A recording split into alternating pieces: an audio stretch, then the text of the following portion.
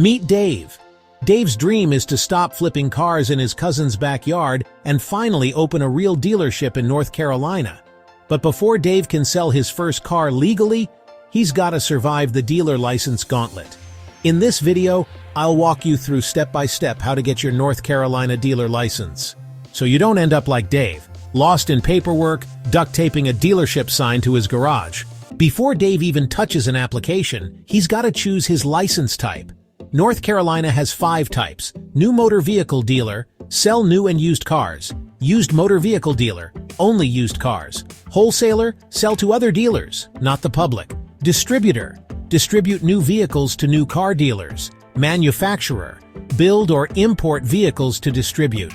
If Dave wants to sell that 2001 Honda Civic with 300,000 miles and a leaky sunroof, he needs the used motor vehicle dealer license.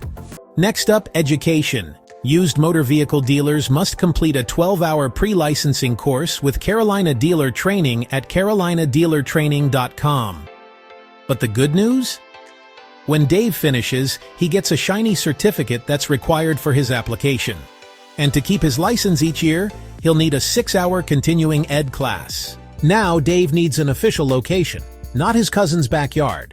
North Carolina requires a permanent enclosed office, at least 96 square feet, a sign with 3-inch block letter zoning approval, records stored at the location. And yes, the business has to be open at reasonable hours. Dave decides to register as an LLC with the North Carolina Secretary of State. If he wanted a fancy name like Dave's Deluxe Motors, he'd also need to file an assumed business name with the Register of Deeds.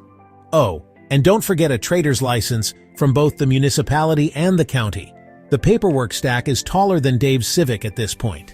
This is the part where Dave's wallet gets nervous. A $50,000 surety bond for the first location, $25,000 bond for each additional one, plus proof of garage liability insurance. Luckily, he can get both from All American Bonds and Insurance. Fastest quotes, best rates, done online at quickerbonds.com. Now Dave doesn't just look official, he's covered. Before sending his application, Dave needs an inspection from the License and Theft Bureau. That means someone will actually come check his office, sign, and records area. If Dave suggests using a tent in his backyard again, count us out. Dave gets his FEIN number from IRS.gov. If he's a sole proprietor with no employees, he could just use his social security number. Now Dave compiles every document into one neat packet, double-checking names and addresses match perfectly. Then he prepares fees. Dealer wholesaler license, $115.50. Manufacturer, $250.50. Plates, $46.25 each for the first 5. $23.25 each after. Temporary markers, $25 per 25 pack. Don't forget some counties charge extra for transit taxes, $1 in Randolph, $15 in Wake, Orange, and Durham. Finally, Dave completes the forms.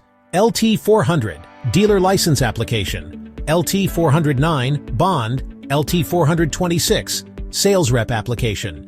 Zoning Approval, Insurance Proof, and gets a certificate from his pre-licensing course.